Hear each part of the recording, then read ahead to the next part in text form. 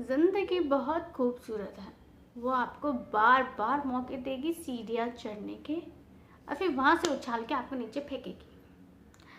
हाँ, तो मैं ये नहीं बोलूँगी कि सीढ़ियाँ मत चढ़ो, सीढ़ियाँ चढ़ो, नीचे गिरो, रो धो उठो फिर से चढ़ो।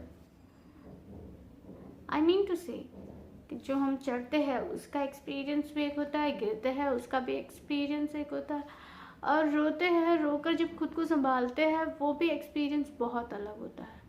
तो ज़िंदगी में ये सब करना चाहिए। फॉर व्हाट ये सब करना चाहिए?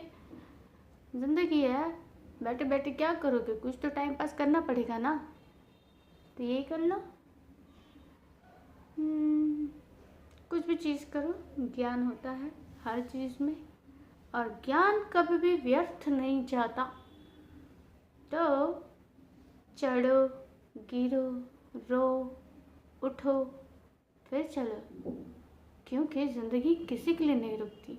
अगर आप रुक गए तो आप मर गए, ठीक है। और अगर जीना चाहते हो तो उठने का भी पड़ेगा, चलना भी पड़ेगा, फिर से गिरोगे। ये तो है, लाइफ यही है। सबकी लाइफ में कुछ ना कुछ टेंशन है, ठीक है। फिर बड़े से बड़ा आदमी रहने दो, छोटे से छोटा आदमी रहने दो, छोटा बच्चा रहने दो। छोटा बच्चा इतना छोटा नहीं, लेकिन थोड़ा छोटा बच्चा, उसके ऊपर प्रेशर होता है। सब बोलते हैं चलना सीखो, चलना सीखो, तो उसके छोटे बच्चों पर भी प्रेशर होता है कि चलना सीखना है, बैठना है, खाना सीखना है, बहुत सारी होती है। तो हम जैसे जैसे बढ़ते जाते हैं, हमसे ये सोसाइटी उम्मीद करती है हम ये करेंगे वो करेंगे। करना पड़ता है, सोसाइटी में रहना है ना। क्योंकि सोसाइटी के हिसाब से जो नहीं चलता उसको पागल बोलते हैं, ठीक है।